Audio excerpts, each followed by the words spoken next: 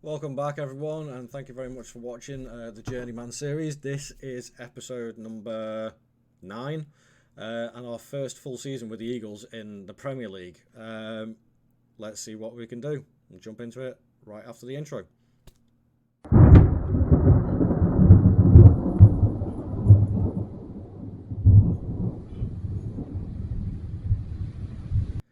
So, guys, yep, first season in the Premier League, and this is going to be a tough one. This is going to be tough. The board aren't very optimistic, to say the least. They want us to attempt stopping the relegation, which, yeah, okay, fair enough, but I'd like us to be a little bit more ambitious than that. And we've started off okay the season. You can see from the league table here, 5 games in, 7 points, sitting mid-table. So it's not too bad to start. I just hope it can carry on that way. Financially wise, we're okay. We had 50 to 60 million transfer budget, which has been spent. Brought in a number of players, including our favourite mine, Thomas Jara from Saint Etienne on loan. I got this guy, Luis Fonseca from Liverpool, for an absolute bargain price of 6.5 million for this guy. I was well happy with that. A Brazilian youngster, Beto, a DM, who probably won't be used too much this season, but is building up.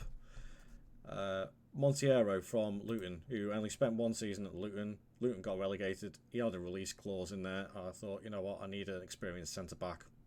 Let's go for him, and hopefully it works out. A Football Manager favourite of a lot of people, Lorenzo Luca. What a great target forward he is. So I'm hoping he's going to bring a little bit of strength and experience to the forward line as well. Because as I say, we've got Fraser Sharp and Sky Vink in there, and a couple of other strikers, Mwamba and Giles as well, who are up and coming strikers. So I think we've got a good amount of firepower, and I'm hoping that is going to be pretty successful in the Premier League. And then I ended up spending 30 million on this guy, Sebastian Bugatti, a regen who can play right across the back line. I thought absolutely brilliant. Bit of a utility defender, but one who's got massive potential ability as well. The only downside, and it's my own fault, I didn't read the report, is that he's injury prone. So I'm hoping that he can survive a season without getting too many injuries, because I think he could be crucial to us. As for the outs, Baumgartner went. Austria Vienna came in with an offer, and he got upset that I turned it down, so they came back in. I had to let him go. And Quelliart, who I brought in, didn't really work out, but I managed to make money back on him for Schalke. So it's not too bad, really. I'll say financially wise, still got a little bit in the transfer budget. Overall balance, not looking too bad. But no net debt, just a little bit of transfer debt. So that's pretty decent. Tactically wise, still the same. Couple of player roles just changed around a little bit. But if I pick without restriction on this one, it actually doesn't start Lorenzo Luca, believe it or not. Starts this guy, Gareth Giles, who is a regen striker, pretty decent complete forward or target forward. He's a big lad, but he's got great first touch and finishing. He's got reasonable strength and physicals, good aggression and composure, so a good finisher, really. Which also means, let's see if we can find, yeah, Sky Vink is still starting, but then I've got basically a lot of regens in the midfield. And I believe, actually, saying that, I should go back to the transfer side of things, because I forgot about this. Obviously, these all happened after the turnover, but there was a few others that went out at the very end of the season. Namely, Ashley Phillips. He went because he hardly played, wasn't happy, so he's gone to Middlesbrough. Got a decent price for him. Oh my god. And also, why is it doing that? Right, there we go.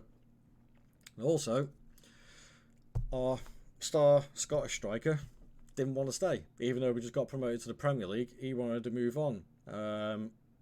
So in the end, I ended up having to sell him to Bournemouth for 35 million, which gave me some extra money, and I spent it.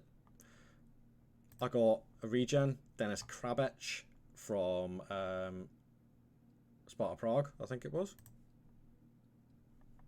So look, Slavia Prague, sorry. Good price on him. Jamie Prito. I need another right back to push Akoli a little bit. And I did exactly the same thing as I did with Bugatti. Didn't read the report and then found out that he has problems with injuries. Superb. And then the last one I brought in, another regen, 18-year-old Korean striker, De Jong, but you look at that ability already at the age of 18, I was, yeah, I wasn't going to turn that down. So, yeah, that's all transfers in. Everything's set up schedule-wise. Okay, it's not been too bad. First game in the Premier League was a home game against Fulham, so a nice little London derby, and we won 5-2. I thought, it's going to be easy. But then we lost 2-0 away to Leicester, then 3-0 away to Spurs, but then 3-2 win at home, admittedly, in the 93rd minute by Vink, against West Ham, and then a 5-2 win against Watford in the Carabao Cup. So that wasn't too bad. And then a 2-2 draw, just after, as the transfer window was finishing, 2-2 draw away at Aston Villa. So all in all, not too bad. But let's simulate the season, and we'll see where we'll end up after the break. I'll see you in a few seconds.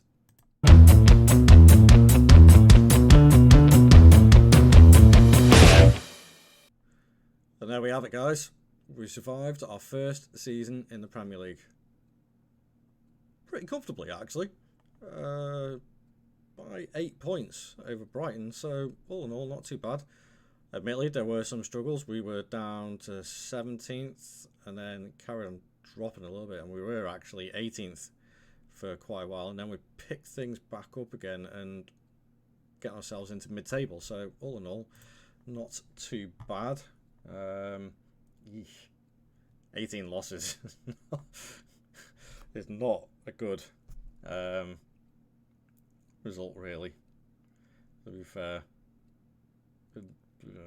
Yeah, that's not good. Bad form towards the end of the season as well, actually, so not all, but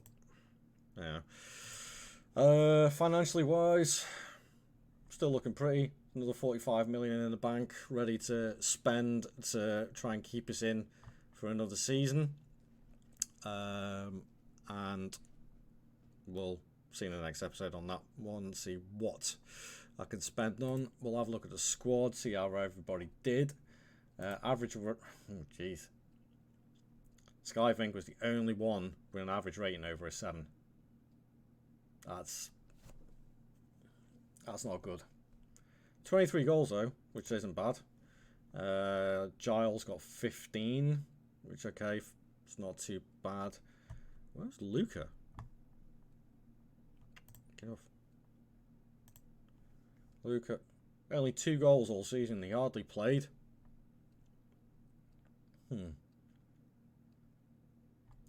Might have to put him in for the next season to get the most out of him. Yeah. Some things to ponder and think about, because competition-wise... Oh!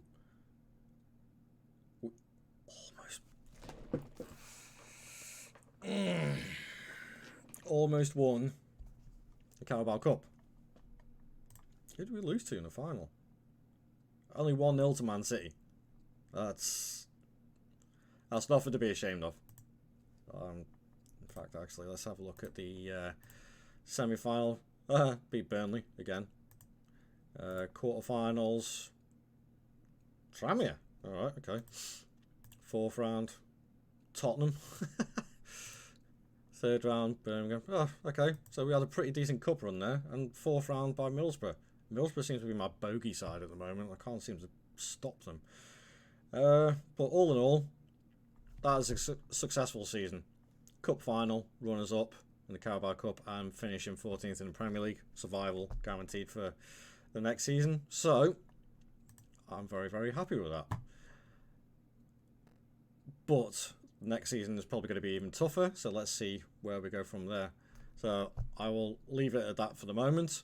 Thank you very much for watching, guys. Please tune in to the next episode. Next episode is also going to be the last episode in the Journeyman series, as it's winding down for FM23, and FM24 is coming out very, very soon. I'm going to start finishing off these series, ready to concentrate on the newer content for the newer game. So if you could please leave a like, subscribe to the channel, and obviously click the notification bell icon as well, and you can watch all the other episodes from these series in the playlists, and it'd be great if you could tune in for the new content when FM24 comes out. But thank you very much for watching, guys. It's really appreciated, and I'll see you guys in the next episode. Thank you and goodbye.